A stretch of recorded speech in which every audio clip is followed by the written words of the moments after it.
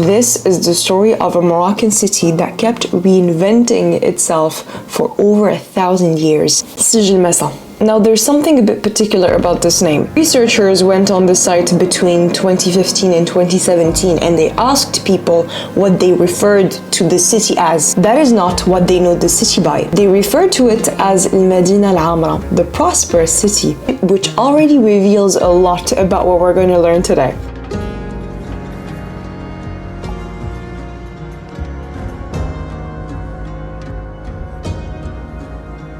Sijilmassa is what you read in the accounts, in the books, as a tourist when the guide takes you there. And the story of how it was founded is also in the records. It came to us from a geographer, Al-Bikri, who writes in the 11th century. So Al-Bikri writes about events that happened 3 centuries before his time. It is a story that was passed down through generations. In the year 757, an Amazigh shepherd from a branch of the Znata tribes, the Mknesa, named Abu al-Qasim Samku, gathered around 40 men, an assembly around him. Because the founding of Sijilmassa started as a democratic process. All these men were Kharijiyin. Essentially, Kharijism is a doctrine that was developed as a reaction to the Arab invasions in North Africa. Politically speaking, relied on the idea, among other principles, that anyone could take the lead of a society. You did not have to come from a specific origin. For example, being an Arab coming from Hijaz. I'll tell you why this is important in a minute.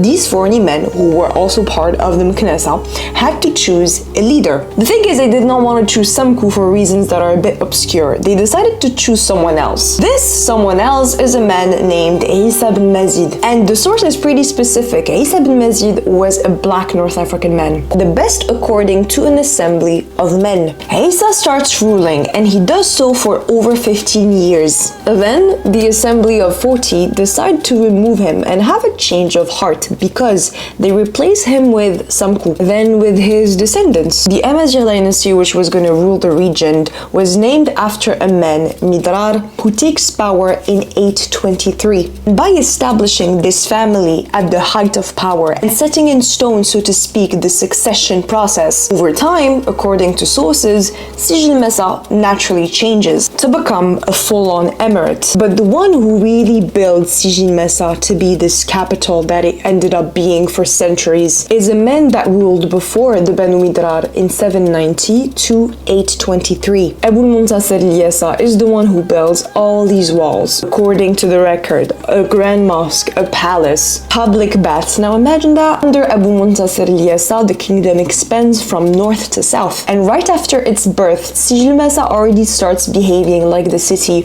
we know it to be today, or we know it used to be. A departure for caravans that were heading south to the lands of Sudan, to the Sahara. Another chronicler, Yaqubi, writes about Sijilmassa that it is the point from which one departs toward the land where there is gold. And that gold is going to become the DNA of the city. The geographic position of Sijilmassa is so strategic that we call it the Gate of the Sahara. Very early on in its history, it asserts itself as the northern anchor to the transharan route networks. And very early on, if you control Sijilmassa, you control access to West African gold. So naturally, everyone wants it. And in that, medieval dynasties are no better than the powers we have today. Because yes, by the early 10th century, Sijilmassa is already caught between political struggles way bigger than itself that express imperial power. The rupture comes in 905 when a man comes into the city. This man's name is Ubaydullah, and Ubaydullah is a Shia missionary running away from enemies in the east. First, the rulers of the Banu Midrar welcome him, but then big powers, we're talking Al-Ghaliba, Al-Abbasiyin, start applying pressure because apparently they do not like having a Shia agitator hiding in Sijilmassa in the western Maghreb region. So around 909, the ruler of Sijilmassa at the time arrests Ubaydullah and throws him in prison. Now, Ubaydullah is not just any guy. In history, his name carries a lot of weight because he is about to become the first caliph of Fatimid. Nothing less than the founder of one of the greatest dynasties of Islamic history. But right now, our guy is locked up in Sijilmassa on the edge of the desert and can't do much. Then, his followers come to get him. A missionary named Abu Abdullah is allied with the Kutama Amazigh, North African tribes that facilitate him coming and just moving around North Africa. This man and his troops defeat Al-Ghaliba. They destroy the city of Tahrt. And then, before you know it, Abu Abdullah is marching on Sijilmassa. The city falls in 910 after a siege. The disaster of the siege reveals us an important thing about Sijilmassa, because when Fatimid take the city in, they pillage it, and the Jews of Sijilmassa, which are almost absent by this point in Arabic chronicles, are being mistreated by Fatimid. However, their siege of Sijilmassa was not meant to be a long-lasting effect. Conquest in the proper sense of the term. From the very beginning and how the operation was led,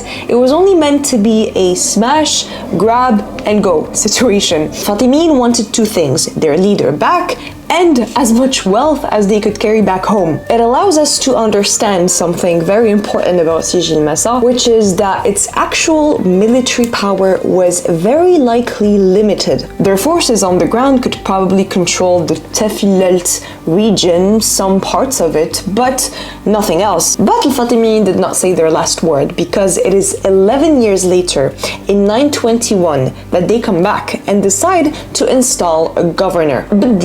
They said, you know what, actually we'd like to make this a province. It is uncertain how long the Fatimid stayed this time. Sources disagree on this, depending on where I read. What we know for sure is that the year 942 is a landmark in that a man comes and takes power. A man from the Banu Midrar dynasty named Muhammad ibn al-Fath. This guy would bring something that would change the spirit of Sijilmassa. He declares himself to be a Sunni Muslim, which has huge implications because he puts a distance between him and his ancestors, who were Khariji Sufites at the time, but also distance with the Shia like Al-Fatimid. The guy says, no, I am Sunni.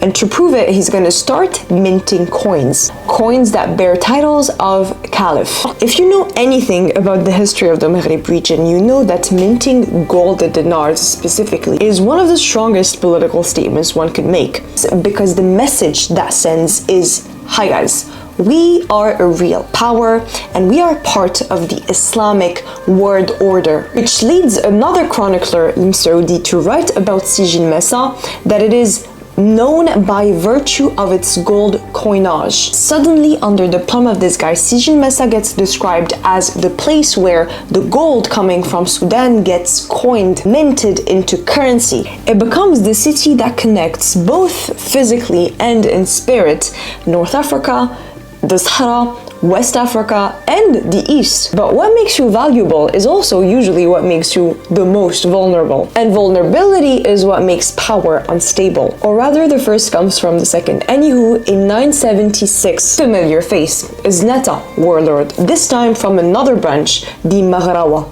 This man who comes from the Maghrawa tribe is named Khazrun ibn Falfal. Only thing is, he's not acting for himself or for his tribe. He is acting on behalf of the Banu Umayyah, their caliph in Al-Andalus in Spain. And so the last ruler from the Banu Midrar from that time gets captured and beheaded, and his head is sent to Cordoba for proof. And what do you know? Khazrun becomes a governor.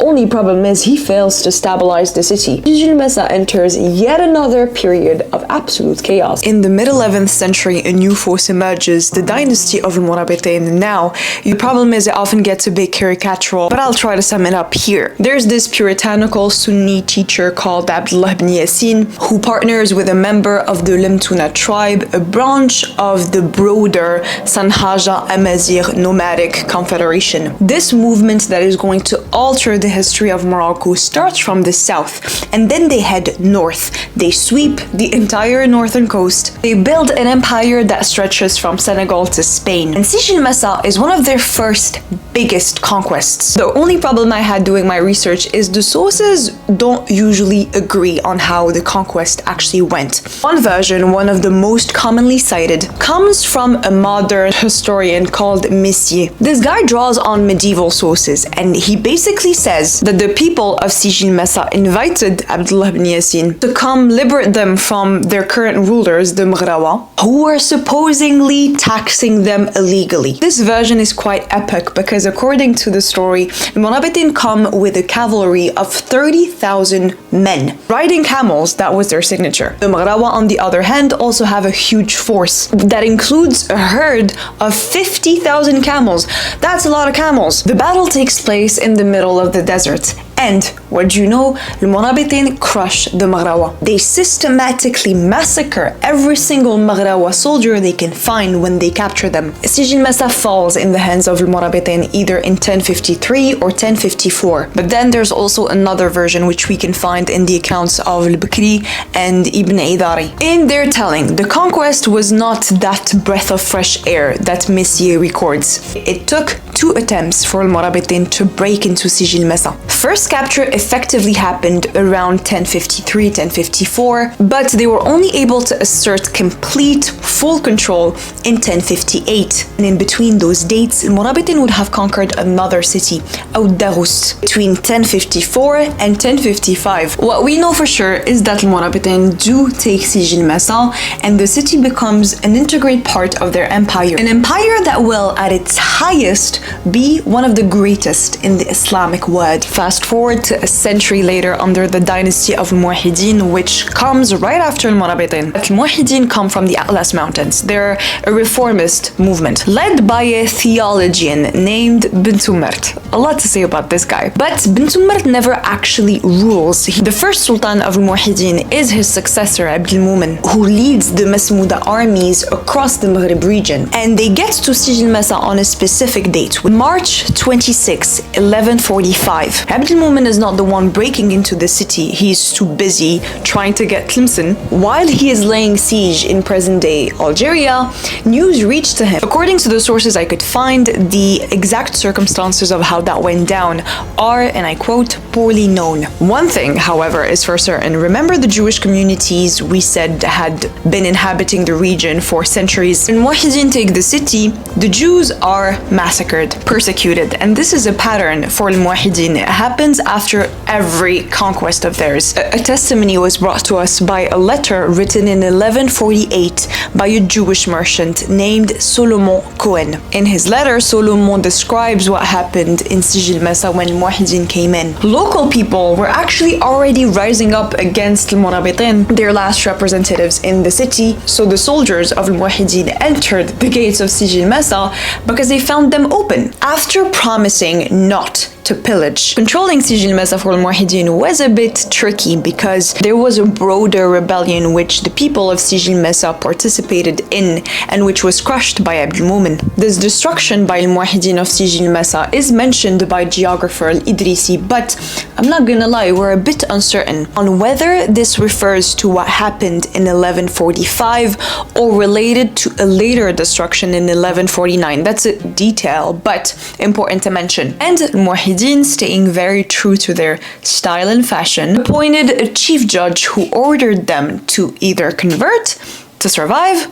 or die. Convert to Islam, that is. After this, Sijilmassa becomes an Almohad province, effectively governed by princes appointed within the family of Abdelmumin. But despite all the destruction, despite all the bloodshed, Sijilmassa recovers fast. Not even a century later, around 1220, a geographer named Yaqut describes Sijilmassa as a thriving place, with 16 different varieties of dates, with a river in the desert, gardens, palm trees. This is an oasis. You really have to picture it in your head. Its artisans even became experts in luxury textile production, becomes known for selling expensive fabrics. While we're at it, I think it's important we stop here before we get to what happened under the dynasty of Al-Marinin, which came right after Al-Muwahhidin, because through all this political talk, we haven't discussed what Sijilmassa was actually important for. Sure, Sijilmassa was a place where you could buy and sell gold, but it wasn't just that. For the longest time, before actually digging into it, I pictured Sijilmassa as this desertic market, but it is impossible to reduce the city to that, because Sijilmassa provided infrastructure for the trade network. To make it more real for you, think about what it takes to cross the Sahara. You need camels, you need supplies, you need routes, you need guides who know which tribal territories belong to what tribe as you're passing through, because you need to negotiate your way through it. The Sahara was never a no man's land the colonizers described it to be. Sure, there was no physical border, but you had to negotiate safe passage. You had to pay. And so you needed time to prepare.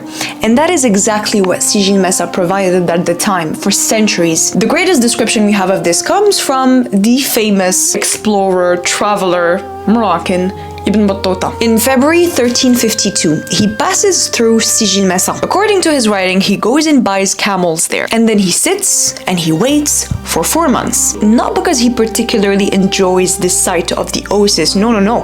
He had to. The camels he bought had to get fattened. The caravan he was going to use had to get organized. Everything had to get ready before he could depart. And that's what merchants who were involved in the transharan trade were doing. They were leaving their families for months, not just to travel, but also because they had to stay stationary in specific spots like Sijilmassa. Wait while the city was producing the means they needed to travel to safely cross the Great Sahara. After 4 months, Ibn Battuta embarks on a caravan that is led by a man named Abu Muhammad Yandakan al-Masufi, heading south to Bilad al-Sudan. Another account, even more detailed this time, is written by Ibn Khatib. Ibn Khatib describes a merchant family from Sijilmassa called the Maqari brothers. According to Ibn Khatib, the Maqari brothers dug the wells in the Sahara. Their entire job was to facilitate the crossing of the Sahara by the merchants, so they hired protection for them. Departures were organized. The Maqari brothers would hire drums,